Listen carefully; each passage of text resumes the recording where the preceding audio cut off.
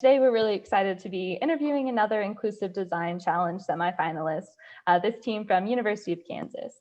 So just to start off, we have 3 different people here today. So if you could all start by telling us a little bit about yourself. Who are you and how did you get interested or involved in accessibility technology generally?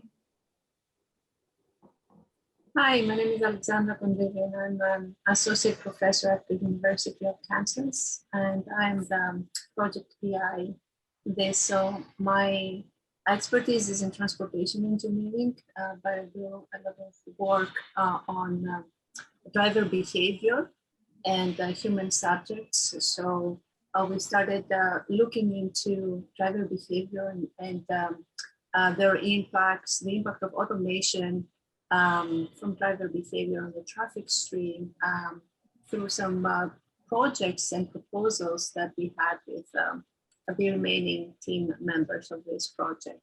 So from that collaboration that we had with the other groups, so my interest in accessibility started growing, and we ended up with this project.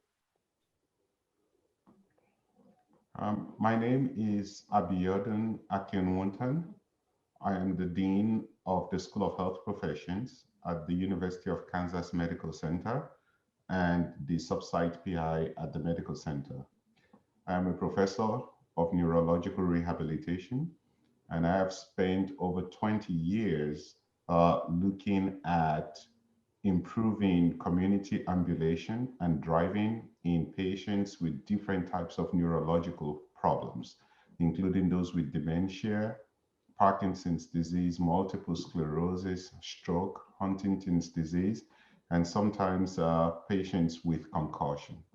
And my involvement in this project is to provide part of the medical expertise for what challenges individuals like those with dementia experience with using level 4, level 5 automated vehicles. Hi, I am Sanaz Motomedi. I am faculty member of University of Florida in Industrial Engineering and Industrial and System Engineering Department. My expertise my specialty is on human factors and ergonomics.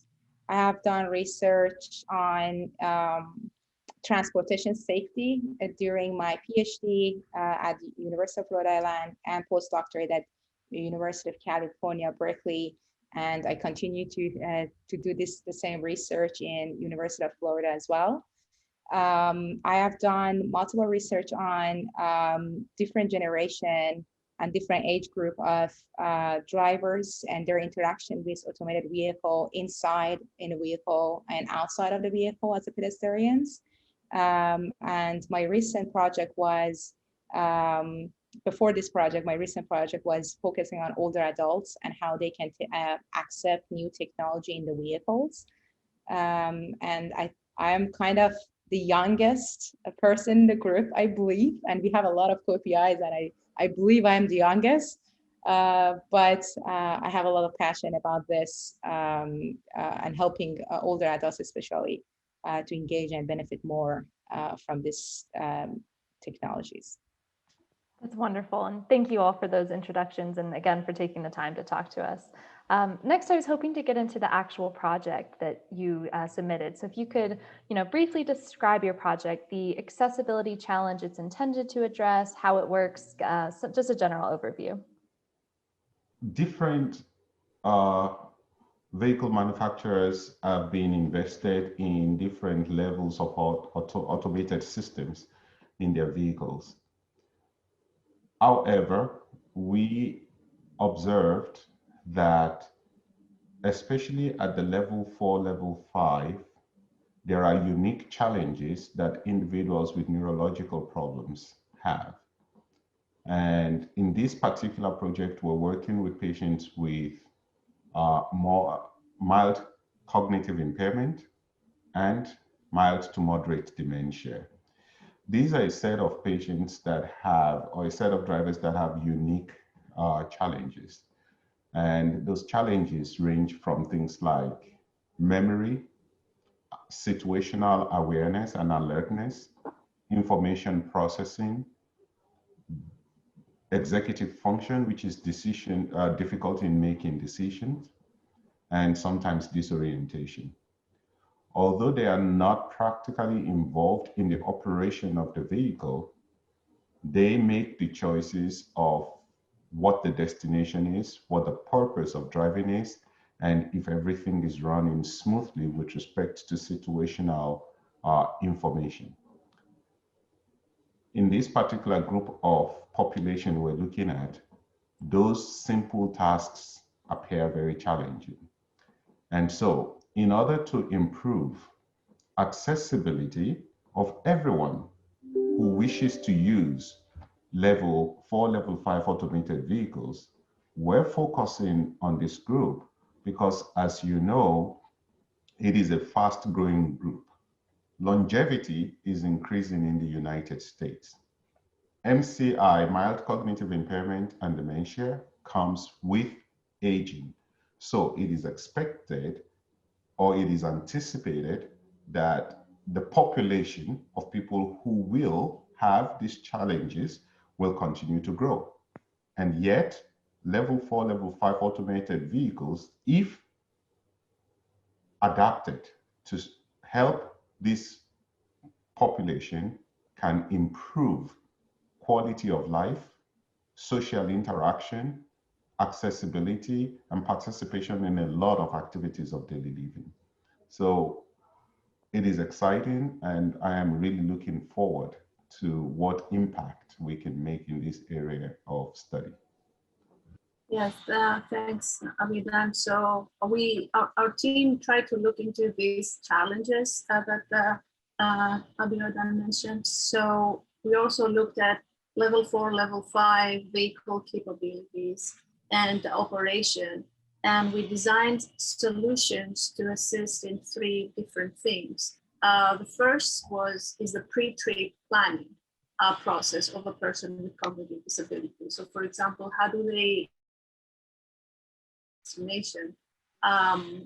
Also, how do they input the drop-off points, for example?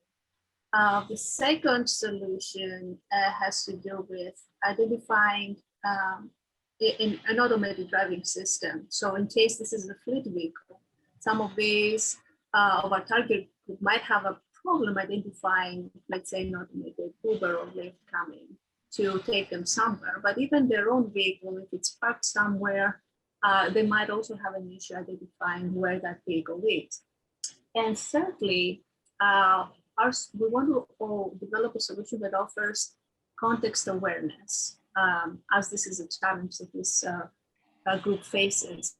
And also solution that our target group will be able to communicate inside the vehicle during both normal operation and in case of an emergency or a car breakdown. So to do all this, we came up with an integrated system that includes a mobile app, a traveler monitoring system, and an in-vehicle agent. And all of this is tied into a cloud framework that connects the different components and gathers information from the various devices. I'll talk about the app, and I'll say a few things about the app, and then Sanaz will talk about the other components. So the app, the purpose of the app is to, like I said earlier, do the trip planning, which can be done either by the person with the disabilities or by their caregiver. They can insert information on destination, they can store vehicle information there, such as whether there's enough fuel, let's say, for a planned trip. Then you can also store personal information or the contact info of the caregiver.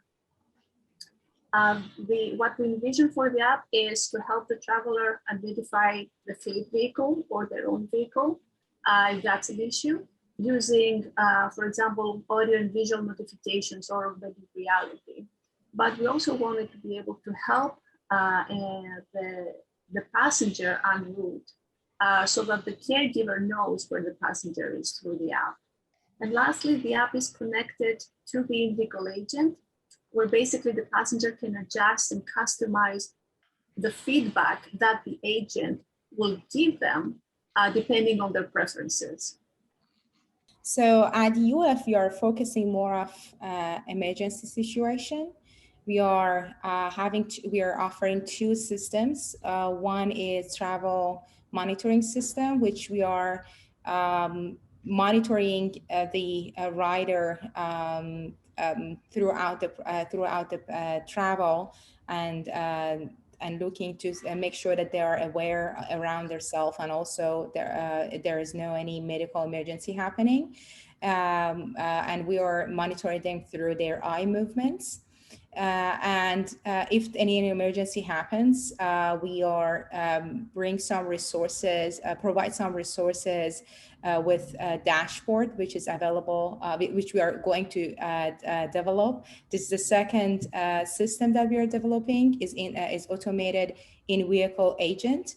We are actually developing that to bring some resources such as the caregiver contact, such as some assurance information or some information for the rider itself, and also contacting other emergency contact as well. We are developing those systems, trying to help them to access some outsource information during the emergency situations.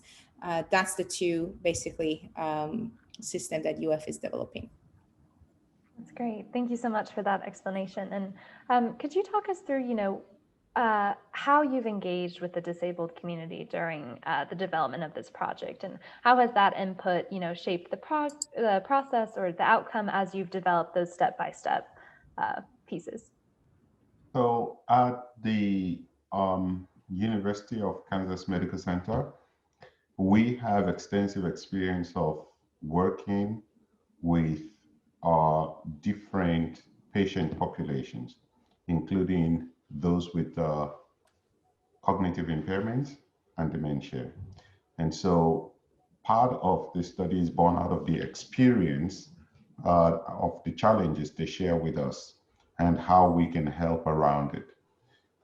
In addition to that, we have an advisory board made up of stakeholders, some of whom are actually individuals who currently experience mild cognitive impairment and have dementia. Apart from that, we will engage, and we are engaging with other groups and to help us better shape our solutions and make sure that we're developing results that are usable. So we will be conducting interviews and focus groups with subject matter experts, so people that have worked with people with cognitive disabilities. We're also including a group of older population without cognitive disabilities, so those discussions and interviews will kind of form our base case. And the third group that we're engaging with is people with cognitive disabilities, specifically older adults over 65 that have MCI or mild to moderate dementia. We also planning to get some eye movements videos from people with mild cognitive impairments as well, for training our monitoring system, travel monitoring system that we are developing. So we are engaging them in the process, and in a designing process of our systems, we are using human-centered approach. A human-centered design approach has 3 steps. 1 is understanding a user, 2, creating a prototype, and 3 is evaluating. And it's important to engage our end user in all these steps, and we use the iterative approach in that as well. So it means that we are going through this process multiple times to be able to deliver hopefully a fine-tuned prototype. And one thing I love about the story that you all are sharing is, how collaborative it is, how you're bringing so many different pieces and groups together to work on this, one area to make this technology more accessible and inclusive. So I was curious if there are any other partners on this project that you want to highlight and any other pieces that they brought to the table. I know you just mentioned a lot, but want to make sure we get everybody included there. Well, we have the three different universities. So KU is focusing on the mobile app development, the communication in case of a normal operations, as well as the prototype integration and demo at the end. That will happen. KU Medical Center brings in the medical expertise and the experience with the target population, and also will recruit participants to test and fine-tune our designs. And UF has a lot of human factors background to help build the in-vehicle agent and the traveler monitoring system. So, we try to do a good job collaborating as a team and sharing our expertise. But apart from that, we also have, like we said earlier, an advisory board, which is very unique because it includes people from industry, but also includes people that have worked with people with cognitive disabilities and some people that already have cognitive disabilities. So this is how we outreach, let's say. So what really is exciting about this project is how interdisciplinary the team is. We have human factors expert like Dr. Motomedi just said. We have computer and data scientists. We have health professionals. We have human factors. We have engineers. More importantly, we're engaging patient population, but not just patient population, those who are close to the patients as well, who are currently not having dementia, but are in the age group, And so I think this really makes it very interesting.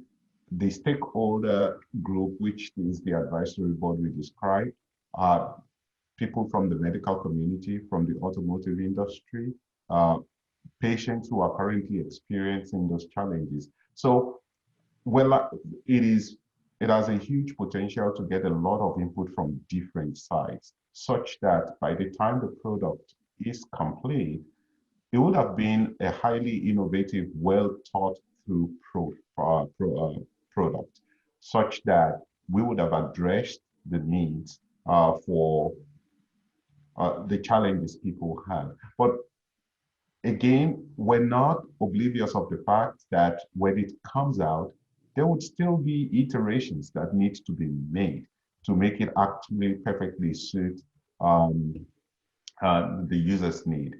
More importantly, technology will just keep improving. We're going to have more opportunities. We're going to have more technology that can do more things that we're planning right now. But this is a fantastic first step. Yeah, that's wonderful. And one kind of final question is I wanted to ask, stepping back a little bit, where did the idea for this project come from? How has it evolved since you had those early conversations about this to kind of where you're at now with it?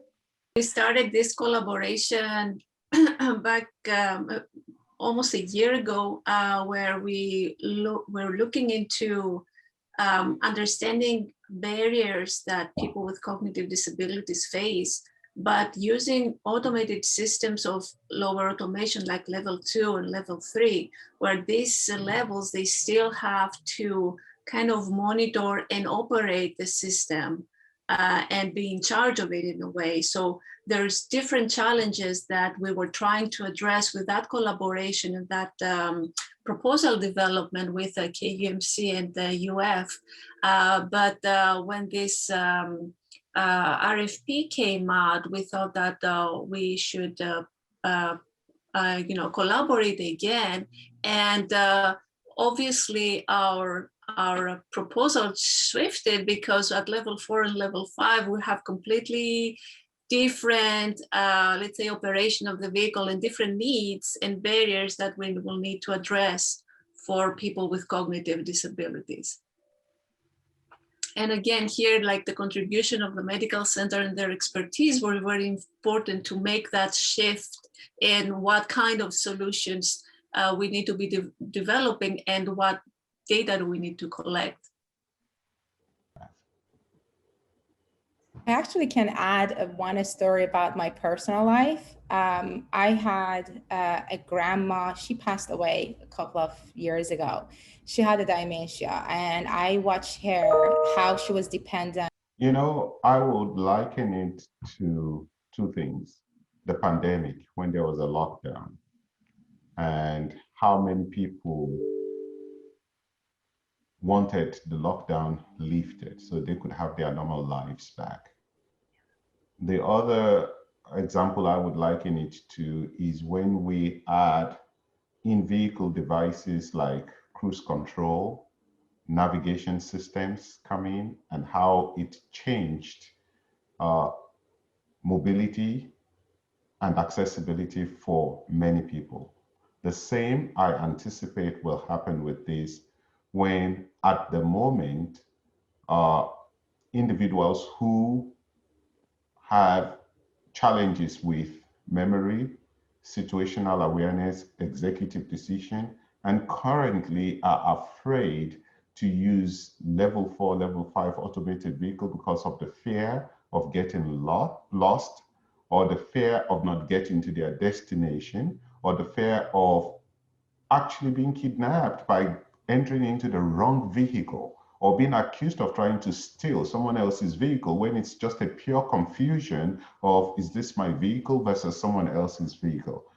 I think having a system that helps such people understand that you still can use level 4, level 5 automated vehicles in a safe way while accomplishing the tasks that you have set to do, it's going to be the narrative. We're going to hear stories of people who will say sometime, thank you to whoever came up with this app, because now they have made my life much better and I feel more comfortable to use level 4, level 5 automated vehicles in spite of my medical condition and the challenges that I have.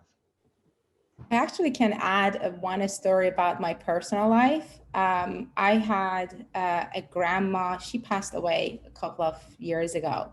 She had a dementia, and I watched her, how she was dependent on my parents and my uncles and aunts to go around to visit us, even pay a visit off to their loved ones. And I would see a lot of differences in her life if she was alive. And I hope that we can make that change, people having this disabilities, because being independent and while your caregiver and doctor engage in the process, I think it's give them a lot of confidence to have their independency back and live their life in the way that they should. I'm really excited about this the more I talk about it. You know, one of the biggest issues with aging in any environment and in any country, in any situation, is one, the ability to continue to use your cognitive skills. If you don't use them as you age, it deteriorates much faster. The second thing is physical mobility and getting from place to place. Those two are major indicators of quality of life, especially for older adults.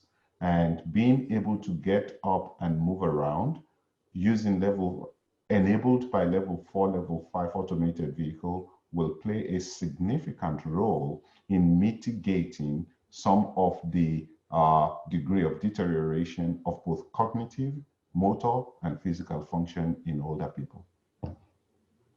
Absolutely. Well, and thank you all so much for sharing your story. And it's super inspiring to hear about groups like you all who are trying to tackle this really important issue and topic. So thank you all again so much, and congrats on being selected as semifinalists. Thank you, and thanks to Thank you Dr. very much. Kondyli, our principal investigator who put the team together. She's an excellent collaborator, and she does a fantastic job working the whole group and making sure we get it done. Yes, I wanna express that as well. She has done, we are a lot of, how many co-PI we are in this project, I Alex? think we're 12. Wow. Working with 12 co-PIs is not easy, especially that we are not in the same place and having not same background. So I really want to I really appreciate her lead, and I believe that we can make that happen even in the stage 2. Thank you so much. I mean, you're very kind, but we really have a great group of people to work with, and I'm really excited. Like, we have bi-weekly meetings, and we get things done because everybody is super engaged and dedicated in this effort. So we have a great team.